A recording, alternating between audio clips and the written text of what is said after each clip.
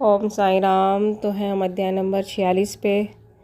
तो कभी कभी इंसान की जीवन में परीक्षा बहुत ली जाती है, तब जाके जो है उससे आध्यात्म की प्राप्ति होती है। तो जो भी इस मृत्यु लोक में आता है तो किसी न किसी परीक्षा से अवश्य ही गुजरता है।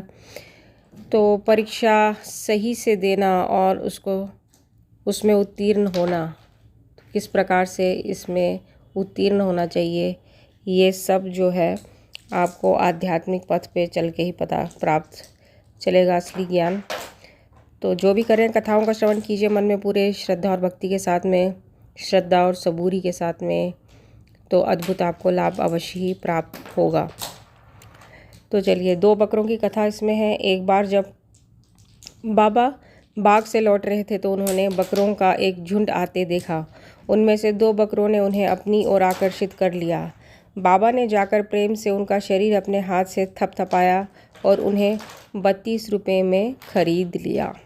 बाबा का यह विचित्र व्यवहार देखकर भक्तों को आश्चर्य हुआ और उन्होंने सोचा कि बाबा ने तो इस सौदे में ठगे गए हैं, क्योंकि एक बार बकरे का मूल्य उस समय 3-4 रुपये से अधिक न था और वे 2 बकरे अधिक से अधिक 8 रुपये में प्राप्त हो सकते थे। उन्होंने बाबा को कोसना प्रारंभ किया, परंतु बाबा शांत बैठे रहे। जब श्यामा और तात्या ने बकरे मोल लेने का कारण पूछा तो उन्होंने उत्तर दिया कि मेरे कोई घर या स्त्री तो है नहीं जिसके लिए मुझे पैसे इकट्ठे करके रखने हैं। फिर उन्होंने 4 सेर दाल बाजार से मंगाकर उन्हें खिलाई। जब उन्हें खिला पिला चुके तो उन्होंने पुनः उनके मालिक को बकरे लौटा दिए। तत्पश्चात ही उन्होंने उन बकरों के पूर्व जन्म की कथा इस प्रकार सुनाई। तो बहुत सारे आपने देखा होगा इसमें प्राणियों की जो है पूर्व जन्म की कथा बाबा ने बहुत सारों को बताया कि किस प्रकार से कोई पूर्व जन्म में गाय था, कोई कुछ था, और किस प्रकार से इस जन्म में बाबा ने उनको पहचान लिया। श्यामा और तात्या, तुम सोचते हो कि मैं इस सौदे में ठगा गया हूँ, परंतु ऐसा नहीं। इनकी कथा सुनो। तो अब बकरों की कथा बताते बाबा।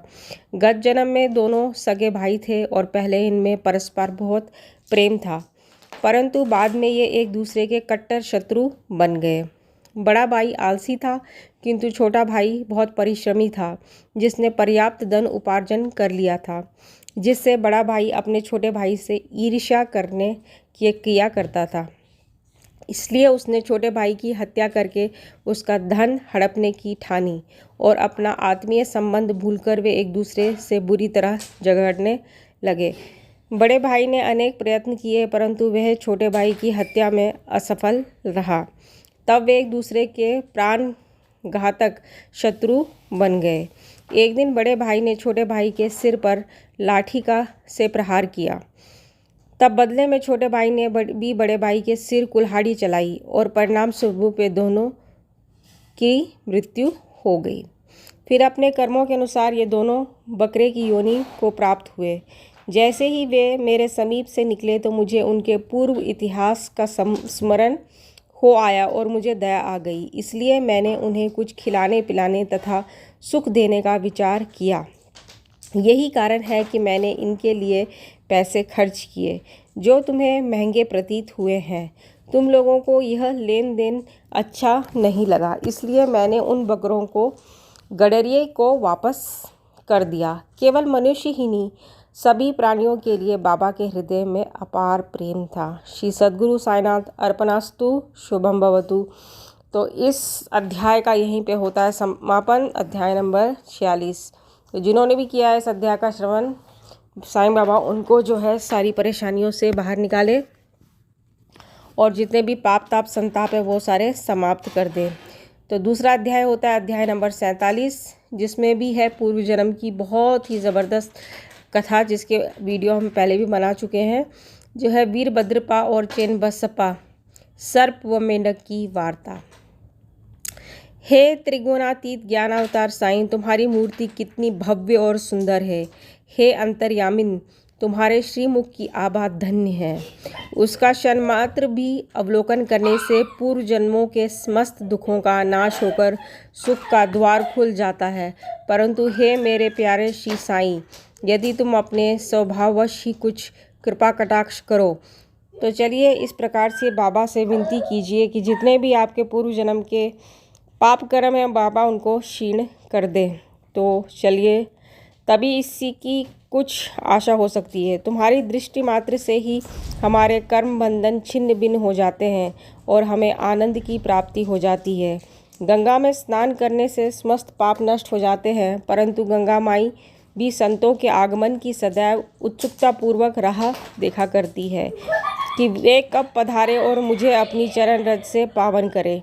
श्री साईं तो संत चूड़ामणि है, अब उनके द्वारा ही हृदय प्रवृत्ति बनाने वाली यह कथा सुनो। तो बहुत ही ज्ञानवर्धक, बहुत ही रोचक कथा। जो लोग नहीं करते पुनर्जन्म और इन सब में विश्वास, अवश्य आप देखिए कि आध्यात्मिक हिंदू धर्म किस प्रकार का है। हर एक चीज़ का जो है बिल्कुल ही प्रमाण के सहित हर एक कहानी में आपको जो है ज़बरदस्त सीख मिलेगी। तो इसी प्रकार सर्प और मेंढक की कथा, तो इस कथा को हम पूरा का पूरा अध्याय कल आपको पूरा शुरू से आखिरी तक आपको बताया जाएगा, वरना फिर जो है इसमें कोई आपको लाभ नहीं प्राप्त होगा। तो इसलिए इसको हम कल करेंगे। तो इसलिए आप ये सोचिए कि इस पूरे उसकी शिक्षा यही है अगले ये 47वें अध्याय की, कि मतलब जो आपके पुराने जन्म में जो आपके कुकर्म थे, जो वैमानस्यता ये दोनों ने अपने एक दूसरे के विरुद्ध रखी, तो वो दूसरे जन्म में भी उन्होंने वैसे ही कर्म किए। एक दूसरे पिछले जन्म में तो उन्होंने एक दूसरे को मार डाला, लेकिन अगले जन्म तक वो जो दुश्मनी चलती चली आई। तो अब तो जल्दी से जल्दी क्या होता है, आप इसी जन्म में अपने जितने भी कुकर्म और कुकृत्य हैं उनको यहीं पे विराम दे देना चाहिए। जितनी भी आपकी गलत आदतें हैं उनको यहीं विराम दे देना चाहिए। तो इन सब चीज़ों में कभी भी देरी नहीं करनी चाहिए। शुभ कर्म करने में कभी देरी नहीं करनी चाहिए और बुरा कर्म त्यागने में देरी नहीं करनी चाहिए। तो इस प्रकार की प्रवृत्ति होनी चाहिए मनुष्य की। तो मनुष्य की ये प्रवृत्ति होनी चाहिए कि जल्दी से जल्दी अपना बुरा कर्म जो है उसको त्याग दे, वैमानस्यता छोड़ दे और ईश्वर चरणों में ही अपनी प्रीति को रखे।